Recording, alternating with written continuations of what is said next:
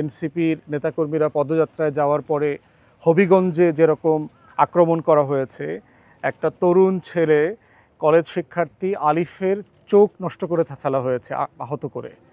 তাহলে এক্স্যাক্টলি কি আপনারা জুলাইয়ের মতো করে আবার সন্ত্রাসী সংগঠন হয়ে উঠছেন? আপনারা দলের ব্যানার পরে, দলের গেঞ্জি পরে, লাইভ করে আপনারা রীতিমতো খুন খারাপিতে লিপ্ত হচ্ছেন। এটা তো আমরা জুলাইতে দেখেছি, 24-এ দেখেছি, 17 বছরের ফ্যাসিবাদের আমলে দেখেছি। তাই আমরা সরকারকে মনে করিয়ে দিতে চাই যে এই ধরনের দুষ্টামি, সন্ত্রাসী রাজনৈতিক সন্ত্রাস আওয়ামী লীগকে ক্ষমতায় রাখতে পারে নাই। অতএব সেইটা মাথায় রেখে আপনারা আপনাদের নেতাকর্মীকে নিয়ন্ত্রণ করেন।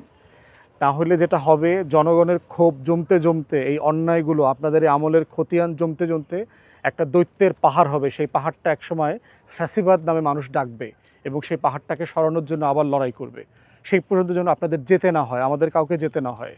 আমরা চাই আপনারা সুশাসনের মধ্য দিয়ে আপনারা এই কাজগুলো করবেন। আমরা দাবি করছি এনসিপির নেতাকর্মীদের উপরে যারা যেখানে আহত করেছেন, সিলেটে হোক, কানাইঘাটে, শ্রীমঙ্গলে, তারপরে হবিগঞ্জে সহ যত জায়গাতে এই রাজনৈতিক সন্ত্রাস হচ্ছে, শাহবাগে থানায় ঢুকে লোকজনকে মারা, সিটি কলেজে সন্ত্রাস করা, চিটাগংয়ের প্রত্যেক জায়গায় এই রাজনৈতিক সন্ত্রাস বন্ধ করতে হবে। আমরা গণতান্ত্রিক রাজনীতি চাই, সবাই সবার সমালোচনা করব, রাজনৈতিক যে সহনশীলতা দরকার সেটাকে মান্য করে।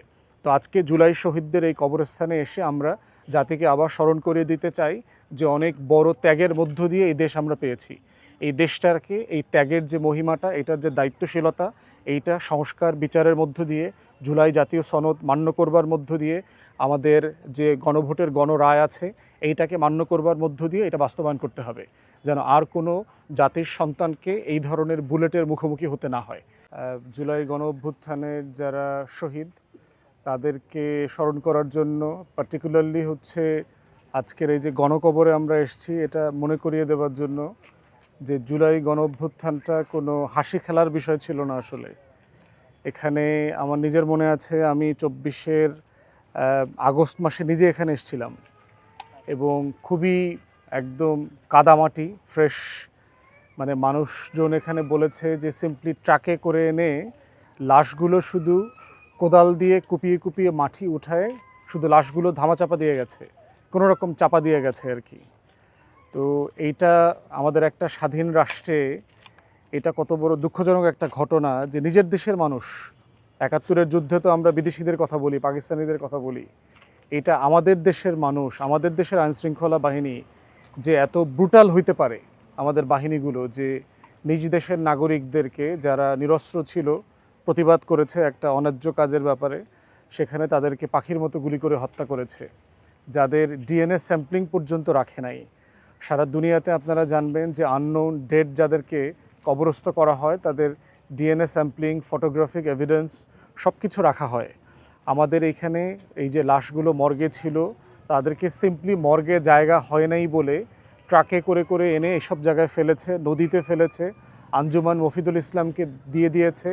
এবং এটার সাথে যে ডিএমপির আপনার কমিউনিকেট করতে হয়, পুলিশের কোনো শাখা পর্যন্ত কমিউনিকেট করে নাই যে কোথায় কোন লাশ যাচ্ছে।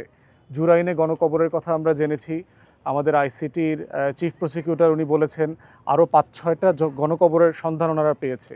বরগুনার পাথরঘাটায় চরের ভিতরে গণকবরের সন্ধান পেয়েছে, সুন্দরবনের মধ্যে পেয়েছে, আপনার নরসিংদীতে, মুন্সিগঞ্জে, মানিকগঞ্জে বিভিন্ন জায়গায় তারা জুলাই গণ অভ্যুত্থানের শহীদদের গণকবর পেয়েছে। তো 71-এর শিক্ষা থেকে আসলে আমরা কিছু শিখেছি বলে মনে হয়নি আর কি, যে আমার দেশের নাগরিকদের যে সম্মান মর্যাদা, আমাদের ভিন্ন মত থাকলেও যে আমরা একজনকে অমর্যাদার মধ্যে ফেলবো না, লাশটা পর্যন্ত সংরক্ষণ করা, পরিবারগুলো জানে না যে আসলে কে কখন কোথায় মারা গেছে, কোথাও দাফন হয়েছে। তাই আমরা সরকারকে মনে করিয়ে দিতে চাই যে আপনারা মনে রাখেন যে আসলে কাদের রক্তের উপর দিয়ে আজকে আপনারা ক্ষমতা এসছেন। আপনারা ভুলে যাবেন না যে এই দেশটার জন্য হাজার হাজার মানুষ জীবন দিয়েছে, শত শত বছর ধরে জীবন দিয়েছে, সর্বশেষ 24-এ মোটা দাগে বড় আকারে জীবন দিয়েছে। অতএব এই আজকে আমরা দাবি করছি যে সকল লাশ এখনও শনাক্ত হয় নাই, এখানে দেখেছেন মাত্র 70-এরও নিচে লাশের কথা আসছে, কিন্তু আমরা ইতিমধ্যে গণমাধ্যমের মারফতে জেনেছি যে এখানে 130-এর মতো লাশ আপনার গণকবর দেওয়া হয়েছে। তাহলে এই বাকিগুলো কারা, সেগুলো এখনও আইডেন্টিফাই করা হয় নাই। আমরা যখনই কোনো ইভেন্টে যাই আমাদের শহীদ পরিবারের মায়েরা এসে কান্নাকাটি করেন, তারা আসলে লাশের খবর চান, কোথায় আছে পুত্র সন্তান, তাদের খোঁজ খবর পেতে চান। তো এইটার জন্য সরকারের পক্ষ থেকে যা যা করা দরকার সেটা সিরিয়াসলি করা দরকার। জুলাই শহীদ স্মৃতি ফাউন্ডেশনের একটা বড় দায়িত্ব হচ্ছে শহীদ আহত পরিবারদেরকে নিয়ে কাজ করা, পুনর্বাসন করা। তাদেরকে সরকার যে পরিমাণ আর্থিক সাহায্য দেওয়ার কথা ছিল সেটা তারা দিচ্ছে না। গত ৫-৬ মাস থেকে তারা স্টাফরা বেতন পাচ্ছে না। তাদের কর্মকর্তা কর্মচারীরা বিনামূল্যে জুলাই শহীদ আহত পরিবারের জন্য কাজ করছে। এটা রাষ্ট্রের জন্য খুবই লজ্জাজনক, এই সরকারের জন্য লজ্জাজনক যে তারা তা ক্ষমতায় আসার সাথে সাথে এটাতে টাকা দেয়া বন্ধ করে দিয়েছে। তো আমরা সরকারকে আহ্বান করছি এই ধরনের দুষ্টামি থেকে, লুটপাটের আমলাতন্ত্রের দুষ্টামি থেকে দয়া করে বের হয়ে আসেন। জুলাই শহীদ স্মৃতি ফাউন্ডেশনকে যে পরিমাণ টাকা দেবার কথা আমাদের শহীদ আহত পরিবার, প্রতিবন্ধী পরিবারকে পুনর্বাসন করবার জন্য, সেখানে কোনো ধরনের গাফলতি করবেন না। থার্ড হচ্ছে, একই ধরনের স্বেচ্ছাচারী আচরণ আমরা বিভিন্ন জায়গায় দেখতে পাচ্ছি। আমরা আমাদের সহযোদ্ধা এনসিপির নেতাকর্মীরা পদযাত্রায় যাওয়ার পরে হবিগঞ্জে যেরকম আক্রমণ করা হয়েছে, একটা তরুণ ছেলে কলেজ শিক্ষার্থী আলিফের চোখ নষ্ট করে ফেলা হয়েছে আহত করে। তাহলে এক্স্যাক্টলি কি আপনারা জুলাইয়ের মতো করে আবার সন্ত্রাসী সংগঠন হয়ে উঠছেন? আপনারা দলের ব্যানার পরে, দলের গেঞ্জি পরে, লাইভ করে আপনারা রীতিমতো মানে খুন খারাপিতে লিপ্ত হচ্ছেন। এটা তো আমরা জুলাইতে দেখেছি, ২৪-এ দেখেছি, ১৭ বছরের ফ্যাসিবাদের আমলে দেখেছি। তাই আমরা সরকারকে মনে করিয়ে দিতে চাই যে এই ধরনের দুষ্টামি, সন্ত্রাসী রাজনৈতিক সন্ত্রাস আওয়ামী লীগকে ক্ষমতায় রাখতে পারে নাই। অতএব সেইটা মাথায় রেখে আপনারা আপনাদের নেতাকর্মীকে নিয়ন্ত্রণ করেন।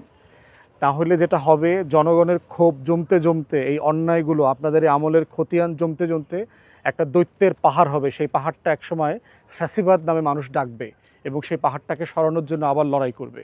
সেই পর্যন্ত যেন আপনাদের যেতে না হয়, আমাদের কাউকে যেতে না হয়।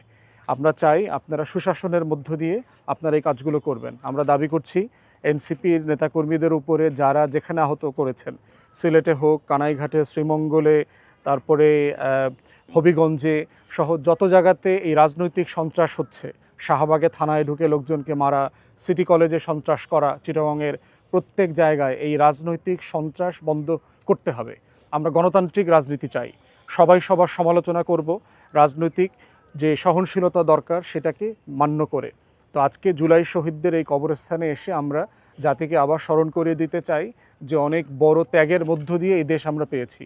এই দেশটাকে, এই ত্যাগের যে মহিমাটা, এটার যে দায়িত্বশীলতা, এইটা সংস্কার বিচারের মধ্য দিয়ে, জুলাই জাতীয় সনদ মান্য করবার মধ্য দিয়ে, আমাদের যে গণভোটের গণরায় আছে এইটাকে মান্য করবার মধ্য দিয়ে এটা বাস্তবায়ন করতে হবে, যেন আর কোনো জাতির সন্তানকে এই ধরনের বুলেটের মুখোমুখি হতে না হয়। সবাইকে ধন্যবাদ।